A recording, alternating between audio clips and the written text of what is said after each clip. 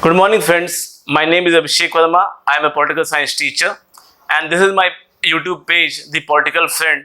Kindly subscribe to my channel for more video updates about the education. The topic which I am going to cover in today's lecture is about the State Public Service Commission. The State Public Service Commission, the extension of the class of Union Public Service Commission, the UPSC, we will come and deal with the State Public Service Commission. The first question which comes into mind that what difference does the UPSC have from the SPSCs, the State Public Service Commission? The articles in the constitution are same as in the UPSC, that is from article 315 to article 323.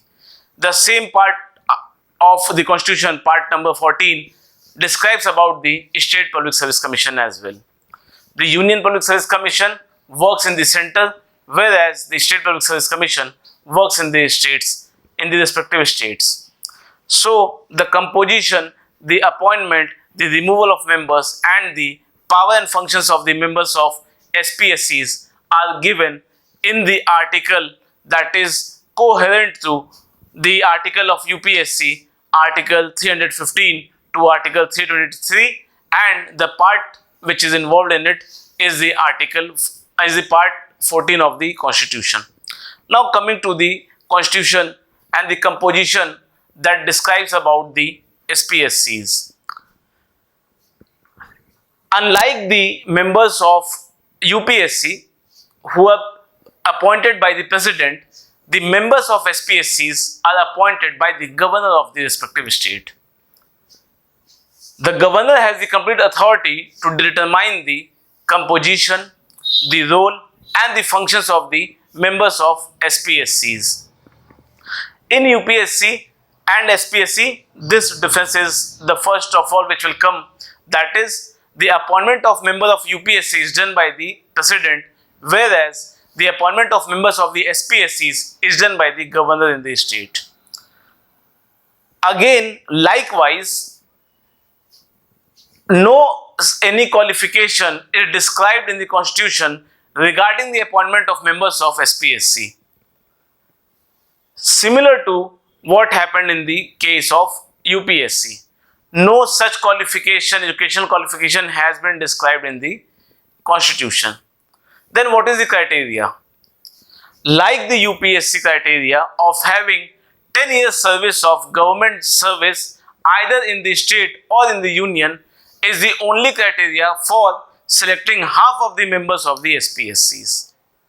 That means for half of the members of SPSCs and the UPSCs, the constitution prescribes that the person who has worked in any of the governmental department for at least 10 years in the state or in the center, they can be the member of SPSC and UPSC as well.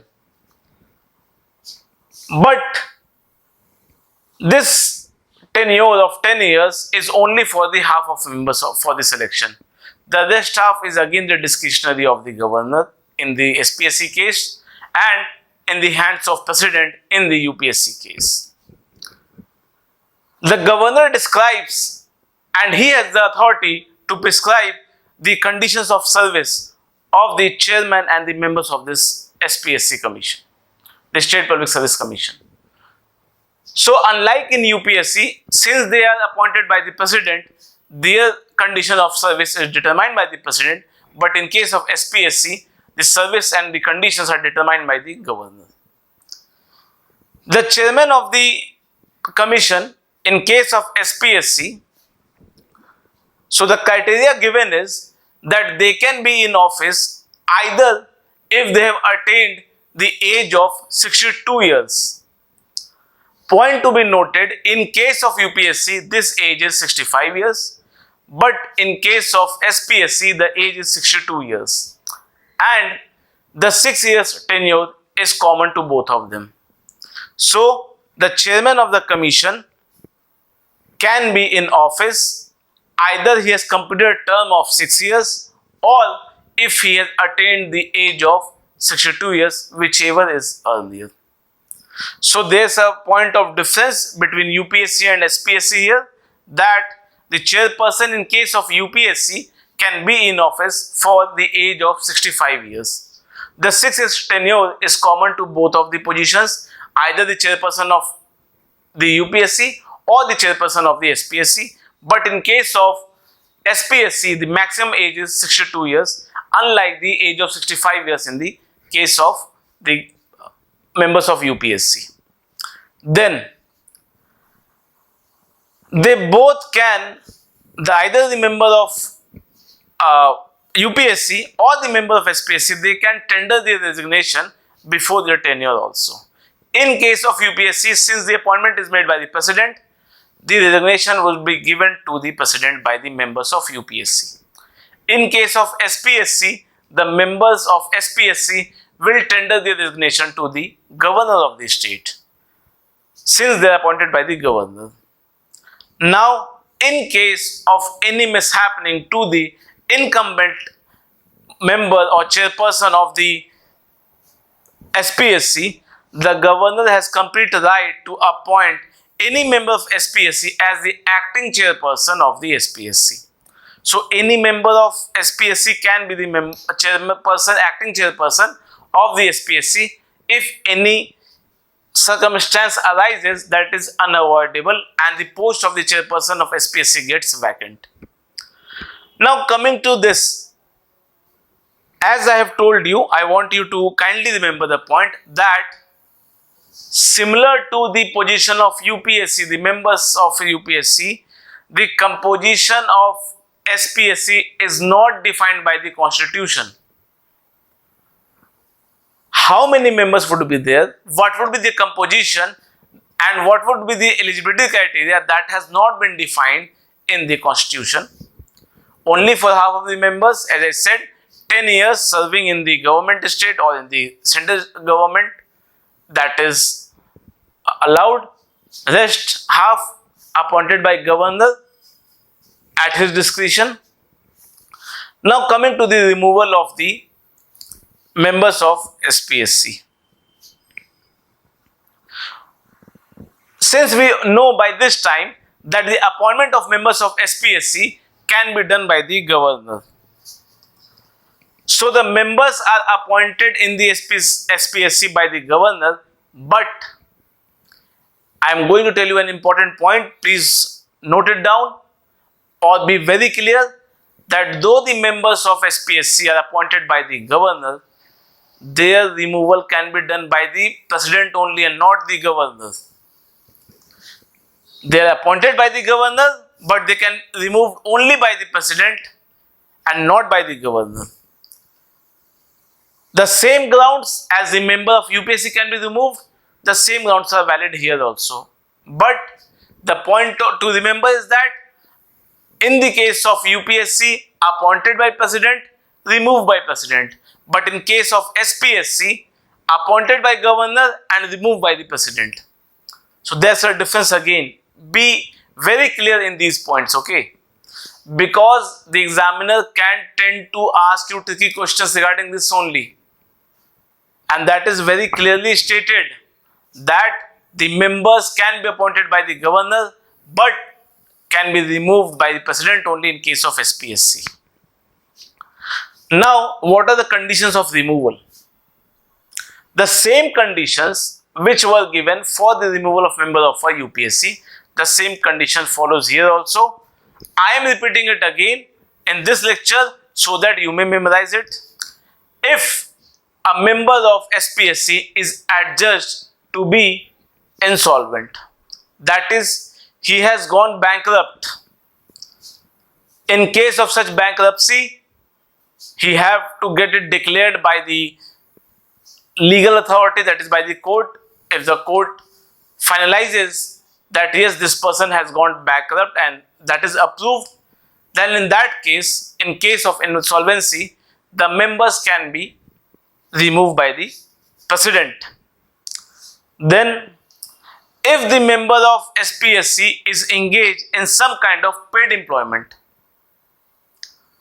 Now, as I said, since they are working as the member of SPSC, they cannot get their appointment in any of the cases of paid employment. that is outside the duties of his office.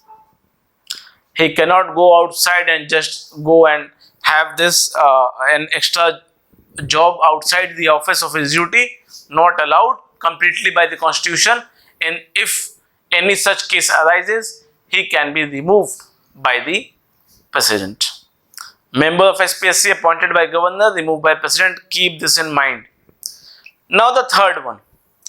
If the member of SPSC is unfit to be in office, he has got some kind of infirmity in his mind or body, that is, he might be physically traumatized to be in office or could not join the office. In such case,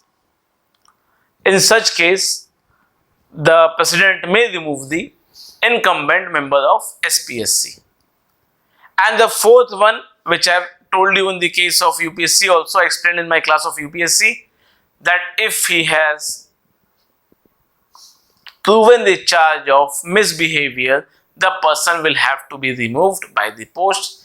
And by misbehavior, which does not completely mean by misbehaving by your words or action, but by the proven misbehavior, it is said that if the person has involved himself in some kind of financial contract which will give him profit during his office or during the tenure of his office, that is, while he is in office, he have engaged himself directly or indirectly in some kind of financial contract, or have done some work that will give him financial gains, and that is not legal to abide by, and in that cases the person of SPSC on the proven account of misbehavior could be removed.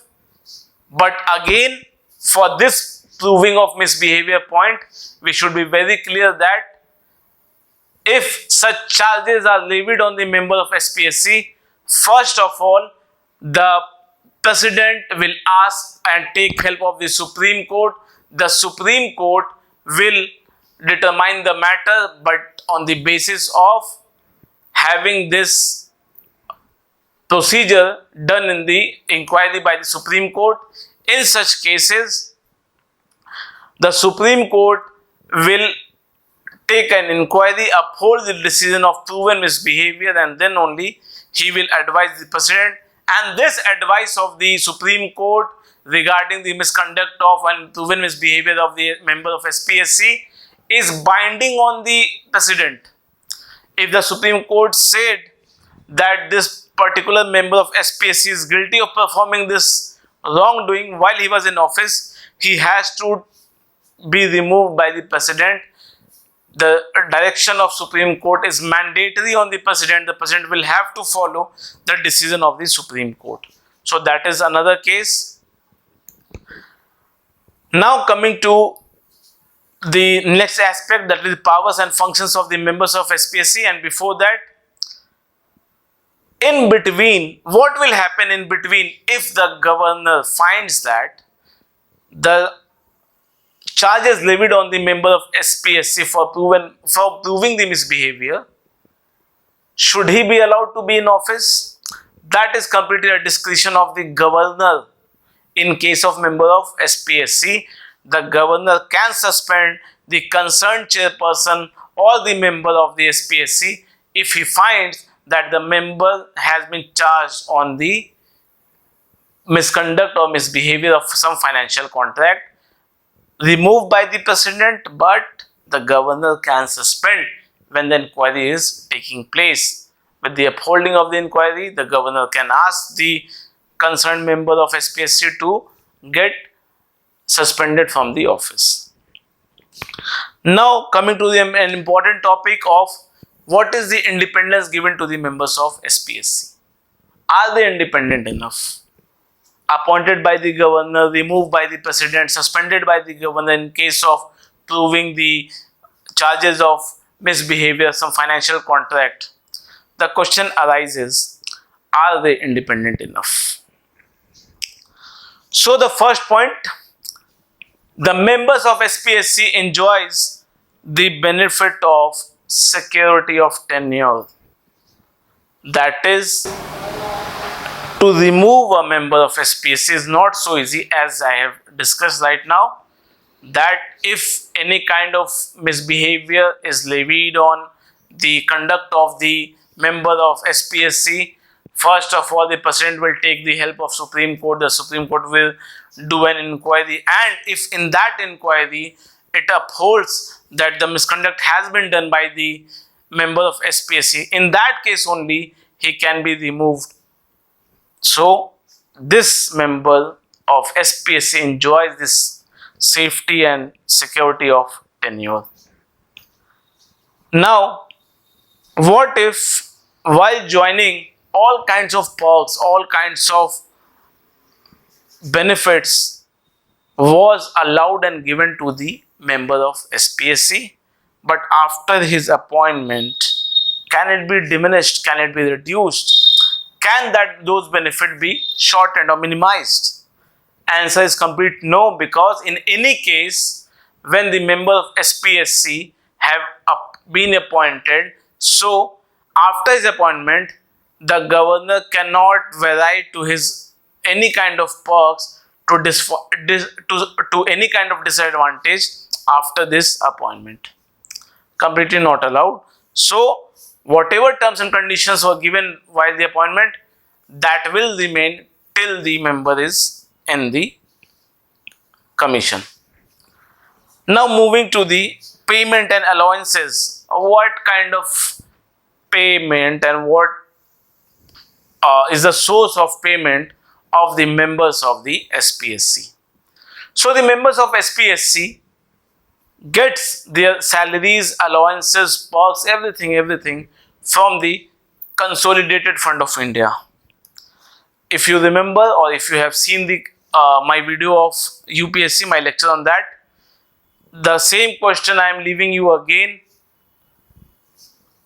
Try to do some homework and find the difference between the Consolidated Fund of India and the Contingency Fund of India. The Consolidated Fund of India and the Contingency Fund of India. So the members of SPSC, the salaries, allowances, perks, everything has been given by the Contingency Fund of India, and by that we mean that this payment cannot be subjected to vote in the parliament. If it has to be given, directly it would be transferred from Consolidated Fund to the account of the members. No question on the payment, salaries, allowances, nothing. No question asked in the constitution, no voting done on this. But in case of contingency fund, if any bill has to be passed and that includes the money bill, it has to be included by the government, that would be subjected to vote, and then only it can be released by the government. The chairperson of SPSC is eligible for appointment as the chairperson of the UPSC. Suppose if you are the chairperson of Bihar Public Service Commission, you attained your age of 62. Since you have attained the age of 62, you have to leave your job, you have to retire. So can you be reappointed? The answer is yes. And where? As the chairperson of the UPSC or the member of UPSC. But till what age? The maximum age of 65. That means a maximum 3 years would be given to you to serve again in the commission. Now, a chairperson of SPSC after employment or after retirement, can he be given any other government job? That is a complete no. So a member of SPSC can go and do the voting. Now coming to an important section, that is the functions of the SPSC. What functions does the SPSC performs? We all know that like the UPSC, SPSC would also be a recruiting agency that would be working in the state. The recruiting agency in the state that performs different kinds of functions. The examinations for appointment to the services of the state are done by the SPSCs. So every officer which needs to work for the government is either selected by the UPSC or the SPSCs. The SPSCs, however, is quite particular in making the appointments of the services for the state itself. What other functions does the SPSC might be having? So, similarly as like the UPSC, the State Public Service Commission also indulges in different kinds of activities like making the promotions and transfers of one service to the other, which are done in the state. That also is done by the SPSCs only. Likewise, our officer in a particular health department, if has to be transferred to the education department, that could be done by the SPSC on their recommendation. Apart from it, we have any disciplinary matter which affects the working of the person serving under the government of the state in a civil capacity. All such disciplinary matters are decided and discussed by the State Public Service Commission. In defending the legal proceedings of the work done by the civil servant in the capacity of holding the office, who will take care of the reimbursement of legal expenses? So in such cases, while practicing or doing a job in office, a civil servant, if has indulged into some legal proceedings and for the decision which he have taken in his office, all such legal expenses would be covered and incurred, would be taken care of by the SPSC. Likewise, in case of having pension after the retirement of service, the claim of award of the pension would also be done under the regulations that would be working by the SPSCs. Apart from this, like the UPSC, the members of SPSC also performs the advisory role. The concerned ministries take care of the decisions taken by the members of SPSCs. But you should note this, that the advices given by the members of SPSC are not mandatory on the government. However, no such ministry has given the power to outrightly reject the suggestions given by the members of SPSC. But for any such decisions which was given by the SPSC members, if not included or if not heard, would be asked in the report that would be submitted by the SPSC to the governor, and then this report would be presented in the state assembly, and there the governor will present and ask the questions on what basis certain decisions of the members of the SPSC has not been taken care of. However, if there is an irregularity in taking the consultation from the members of SPSC, the particular member, civil servant, cannot go to have any kind of legal proceedings or could not go and ask about the from the government that why he was not included in taking such important decision. The decisions of the SPSC members are only advisory, not binding on the government. But if any kind of irregularity or any question occurs that why such decisions or the suggestions of the advices of the members of SPSC are not taken into consideration, we should be very clear that this report is submitted by the governor, and the governor himself places this report in the state legislature along with the explanation explaining the causes why such decisions or advices of the commission members were not taken. However, for such non-acceptance of the decisions taken by the or the suggestions taken by the SPSC member, the governor places this report. This report is then presented in the legislature, and the legislature then discusses on this.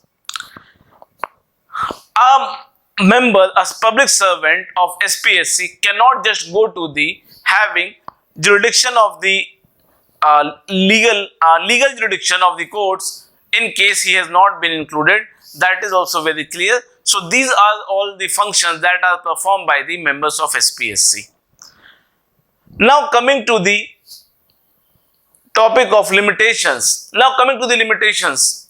What limitations does the members of SPSC suffer, or what limits the power of the SPSC? So SPSC could not be consulted similarly like the UPSC members in case of making reservations for the matters of the scheduled caste and scheduled tribe. If any kind of appointment, reservation, affirmative action has to be carried out, the members of SPSC could not be consulted by the government, and that is completely legally allowed. Now coming to another important topic, what role is performed by the SPSC?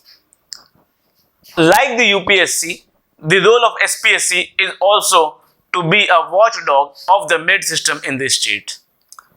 Watchdog of merit system in the state. The recruiting agency, that is the SPSC in the state, is allowed to make the recruitments for the state. But at the same time, the members of SPSC may be consulted for the promotion and disciplinary matters. However, we have a separate branch for dealing with the personal activities done in the regard of SPSC members. The SPSC members are not concerned with the classification of services, pay and service conditions, and the cadre management training and so on. For this, we have the Department of Personal Training, that is the General Administration Department that works in the state. The DOPT, the Department of Personal Training, is the Central Administration Department that works in the state. It is a central agency that works in the state for the management of cadre, giving the training, the role of pay and services, and the kinds of duties that will be allotted to the public servants. The role of SPSC here is only advisory in nature. However, these advices are not binding on the government. In any case, the government can make rules and regulations without the scope of advisory functions of the SPSC. Now, if the SPSC decisions or the recommendations is not followed by the state, the aggrieved public servant cannot go to the court for having any legal format to benefit him. That is completely not allowed. If any case of irregularity is made while asking recommendations of the members of SPSC, the aggrieved SPSC member cannot go to the court for having the judicial remedy. Now, like the functions of SPSC and UPSC, again to mention about the importance of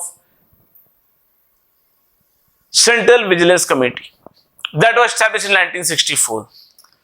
The State Vigilance Commission, like the Central Vigilance Commission, also constituted in 1964, works in the state. So in case of any kind of disciplinary matters, the members of State Vigilance Commission is also asked about the doings of the public servant. In such cases where any disciplinary action has to be taken on a civil servant, the SPSC also performs the duty, the DOPT, the State Vigilance Commission, but the priority is given to the SPSC over the State Vigilance Commission because SPSC, like the UPSC, is an independent constitutional body, and hence in any case of disciplinary matters among the public servant, the advices, the directions, the regulations of the SPSC prevail over the State Vigilance Commission. Also, an important role played by the members of SPSC is giving advices to the governor when asked on the appointments of judges of the High Court. While appointing the judges of the High Court, the district judges the members of the SPSC are consulted by the governor. So this is all the roles performed by the members of SPSC. Now coming upon the Joint State Public Service Commission. So we can have an independent State Public Service Commission for one state.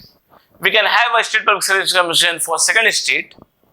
But under circumstances, we can also have a Joint Public Service Commission. A Joint Public Service Commission has been provisioned in the Constitution, and the establishment of JSPSC can be done including either two of the states or more than two states. So someday, if Bihar government and the UP government or the Jharkhand government or three of these combined together think of having a Joint Public Service Commission, the Constitution also gives an important elaboration for establishment of such Public Service Commission. In that case, a JPSC can be created by an act of parliament on the request of state legislatures concerned. In that case, a JSPSC can be constituted by the Parliament Act on the recommendation and the request of the state legislatures which are concerned together.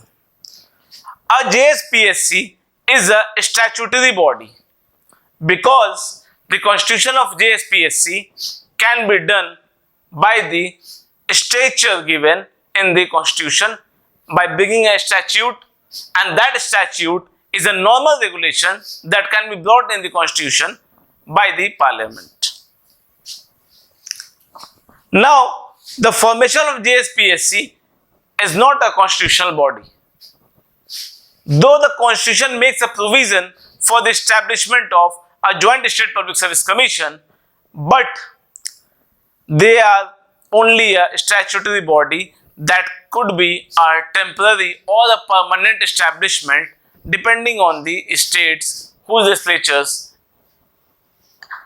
agree to make a Joint State Public Service Commission.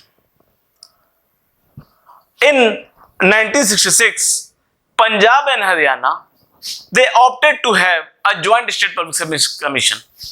They wanted to have a Public Service Commission that could be performing a joint examination for both the states. The chairman and the members of JSPSC are also appointed by the president. So we need to be very careful while writing and while keeping this in our mind that the appointment made under JSPSC is done by the president and not the governor, because if two and more states or two states are concerned, either of the governor cannot take a single decision, and hence this decision is taken by the president only. So the members, the chairperson of JSPSC, the Joint State Public Service Commission, can be done only by the president. This appointment is made either for a term of 6 years or until they attain the age of 62 years. So like a State Public Service Commission, the maximum age of service for the chairperson or the members of JSPSC is 62 years and not more than that. So only in case of UPSC, the age is 65 years. In case of SPSC, the age is 62 years. And in case of JSPSC also, the age is 62 years only. They can be suspended or removed by the president only. So the maximum age until which a person, a chairperson or member can work is 62, that is equivalent to that of SPSC, but the removal again is done by the president only and not the governors. So neither in case of UPSC nor in case of SPSC, neither in the case of JSPSC, governor does not have any role in removal of the members and chairperson of the Public Service Commission. Only the president can make that removal. They can also resign from their offices by tendering their resignation letter to the president only. So, if a member has to resign from his post, the members of JSPSC will also tender their resignation to the president only. Now, the members in the JSPSC, again, the composition is not given in the constitution. How many members should be there? Not given in the constitution.